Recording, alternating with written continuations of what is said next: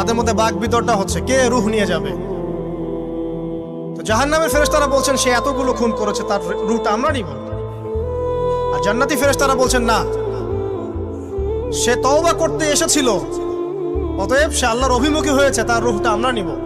আল্লাহ পাক এখানে একটা কৌশল করলেন। আল্লাহ পাক ফেরেশতাদেরকে বললেন, তোমরা রাস্তাটাকে পরিমাপ করে দেখো, যেদিকে যাচ্ছিল তার পরিমাপ বেশি নাকি যেখান থেকে এসেছে ওর পরিমাণ বেশি। আল্লাহ পাক জমিনকে আদেশ করলেন, হে জমিন তুমি প্রশস্ত হয়ে যাও। এবার পরিমাপ করে দেখা গেল সে তওবার দিকে আসছিল, এর পরিমাণটা বেশি। এই একটা কাজের ওসিলা আল্লাহ পাক তাকে মাফ করে দিলেন।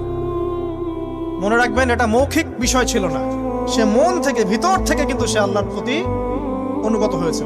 এই মনের বিষয়টা আল্লাহ ছাড়া কেউ জানে না।